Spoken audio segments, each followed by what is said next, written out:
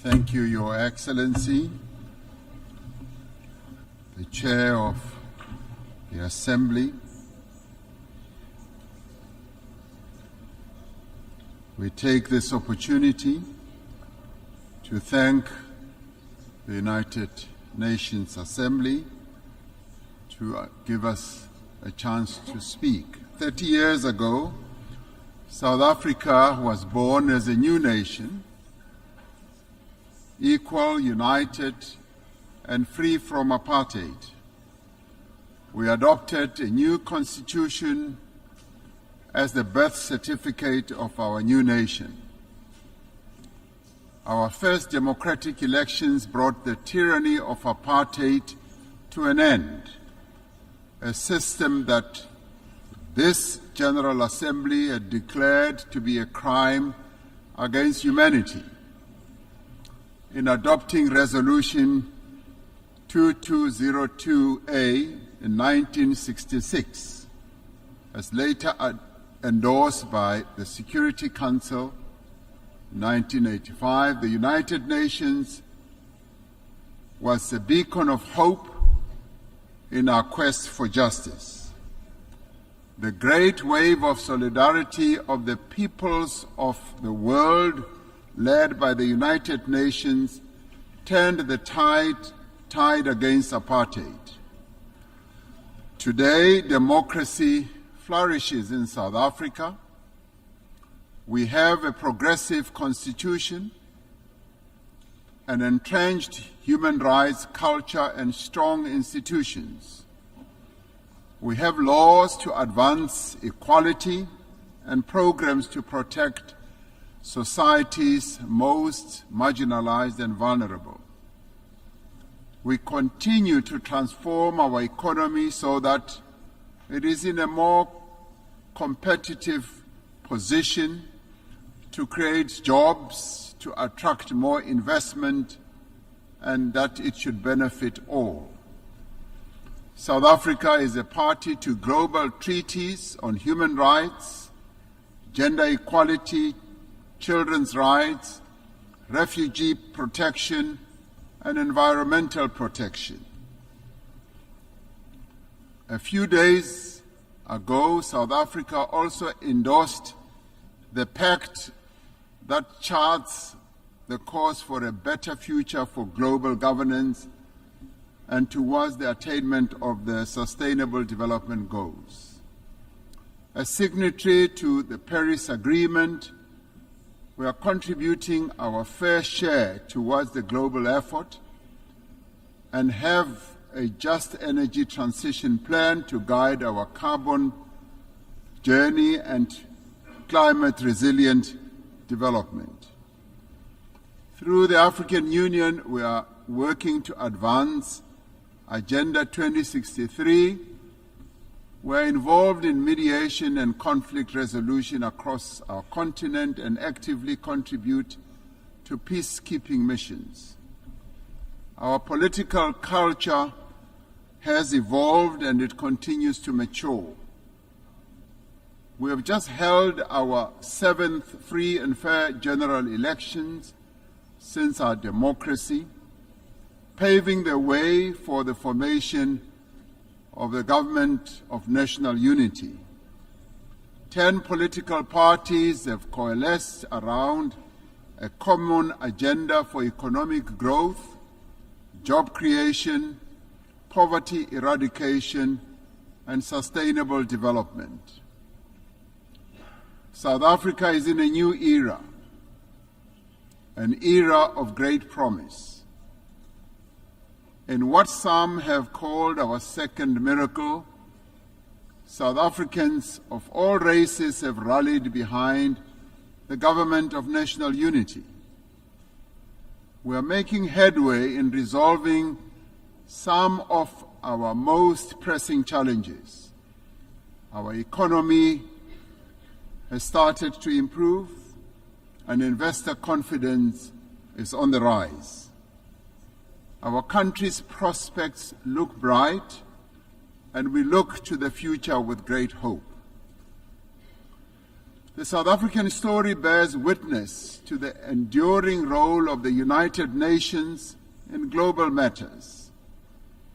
In supporting our struggle, the United Nations affirmed the principles of the UN Charter, the fundamental human rights, the dignity and worth of every person, and the equal rights of nations, large and small.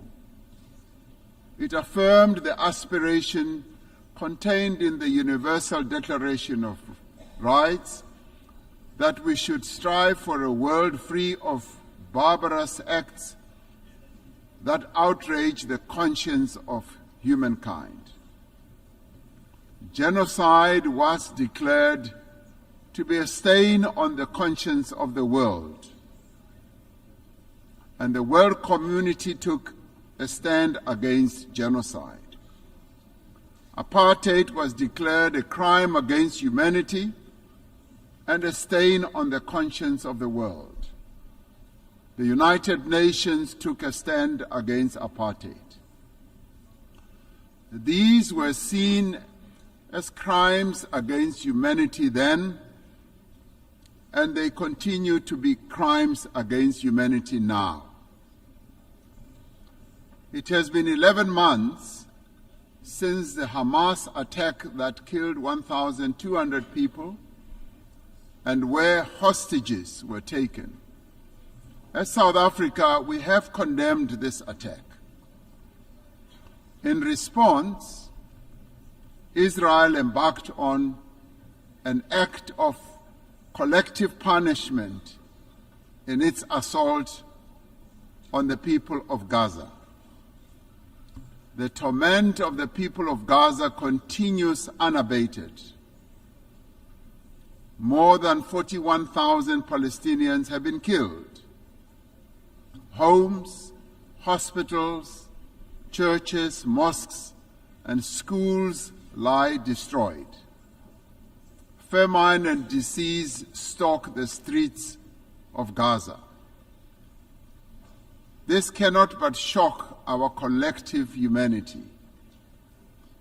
The violence the Palestinian people are being subjected to is a grim continuation of more than half a century of apartheid that has been perpetrated against Palestinians by Israel.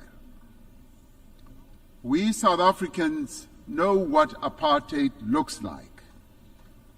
We lived through apartheid. We suffered and died under apartheid. We will not remain silent and watch as apartheid is perpetrated against others.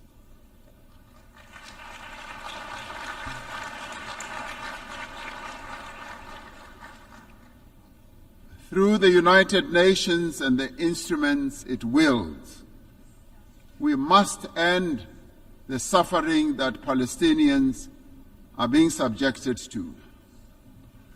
We are called upon to uphold the principles of the UN Charter and to uphold consistently and in their entirety the fundamental tenets of international law. International law cannot be applied selectively. No one state is more equal than any other. In December last year, South Africa approached the International Court of Justice, seeking an order to prevent Israel from committing genocide against the people of Gaza. We did so in terms of our obligations as a state party to the Convention on the Prevention and Punishment of the Crime of Genocide. As South Africa, we welcome the support that a number of countries have given to the case that we have launched at the ICJ. The ICJ's orders make it clear that there is a plausible case of genocide against the people of Gaza. They further make it clear that states must also act to prevent genocide by Israel and to ensure that they are not themselves party to the violation of the Genocide Convention by aiding or assisting in the commission of genocide. We reiterate our call for an immediate ceasefire and for the release of all hostages. The only lasting solution is the establishment of a Palestinian state, a state that will exist side by side with Israel, with East Jerusalem as its capital. Our moral conscience further demands that we exert every effort to bring peace also to other countries, especially the eastern part of the Democratic Republic of the Congo, to Sudan, to Ukraine, and other parts of the African continent. We must realize the aspirations of the people of Western Sahara to self-determination. Achieving and maintaining peace and security requires the collective will of the community of nations gathered here. It requires that the UN Security Council should be a more representative body and inclusive. 78 years since its formation, the structure of the United Nations Security Council remains largely unchanged. Africa and its 1.4 billion people remain excluded from its key decision-making structures. This cannot continue. The Security Council has not fulfilled its mandate to maintain international peace and security. The UN Security Council must be reformed as a matter of agency.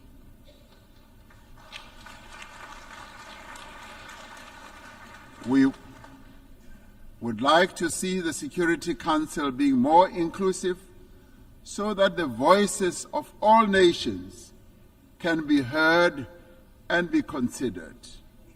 It cannot remain an exclusive club of just 5 nations to the exclusion of the many nations in the world. Africa stands ready to play its role in building a safer global order by participating in the work of the UN Security Council on the basis of respect and acceptance. The African Union and its member states are engaged in mediation, in dialogue and diplomacy across our continent to create conditions under which peace and development can take hold. There must be greater collaboration between the United Nations and the African Union towards resolving a number of conflicts and also in addressing the root causes of conflicts that continue to rage. Pandemics and endemics pose a serious threat to us all. We are concerned by the spread of mpox across the world and in Africa in particular. We urge the international community to mobilize vaccines and other medical countermeasures for deployment where they are most needed. Economic prosperity is key to sustainable peace. Through the Africa Continental Free Trade Area, we are establishing the foundation for a massive increase in trade and investment and infrastructure in our continent. The AFCFTA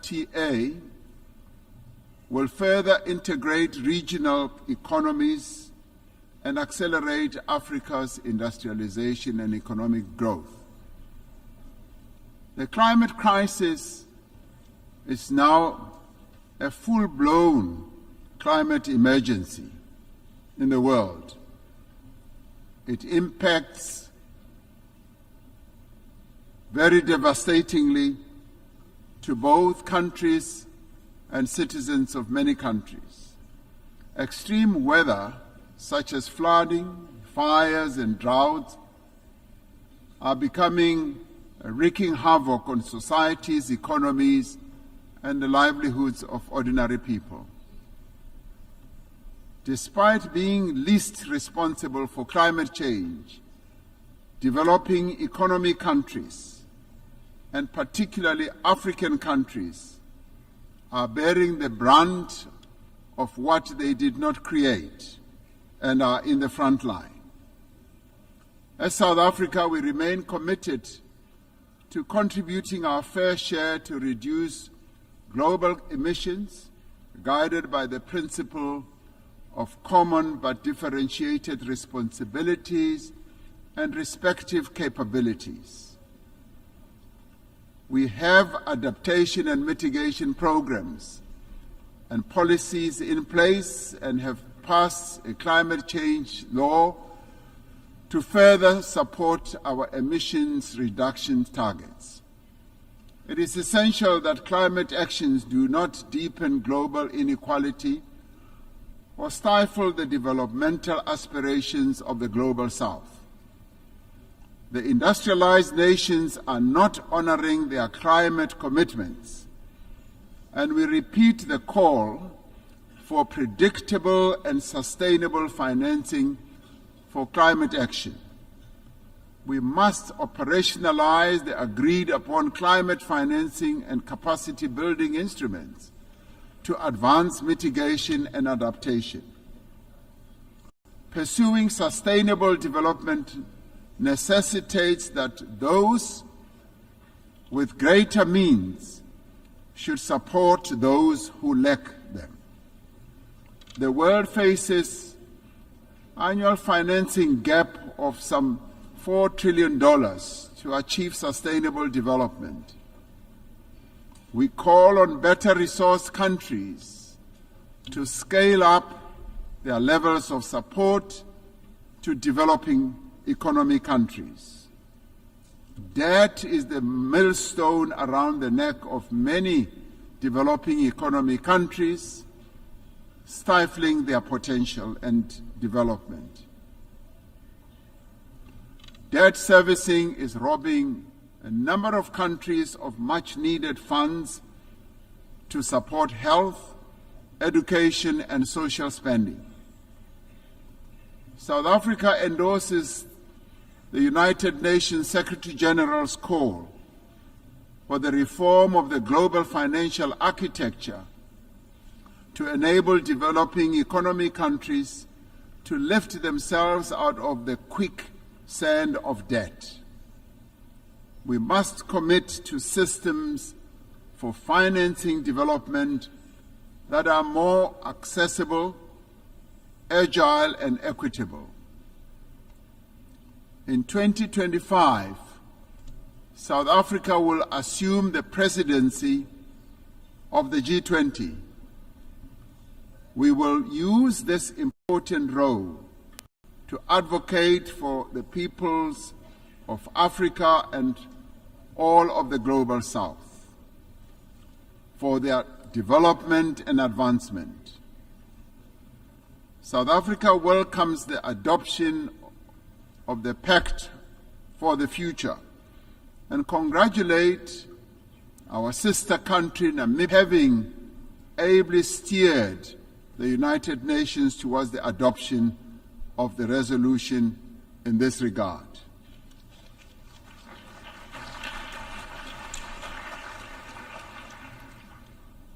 This Pact of the Future is a platform for us to focus on those actions we need to take together to build a world in which the equal worth of every person and the equal worth of every country is recognized and valued. We particularly welcome the commitments to place poverty eradication at the center of all our efforts, and for the Sustainable Development Goals financing gap in developing countries to be closed. The disparities in wealth and development within and between countries is simply unjust and unsustainable. We must continue to strive for equal treatment, for equal opportunity and advancement for all individuals and all nations. The Pact for the Future must reinvigorate international solidarity. Like veins that carry sustenance to every part of the body, solidarity is the lifeblood of human progress. It binds us together to nourish the greater good. It is achieving the greater good for the common good to which we all strive. Through dialogue, through respect for the rule of law, through the advancement of human rights, through cooperation and solidarity, we can and we will be able to achieve a better world for all the peoples of the world. I thank you.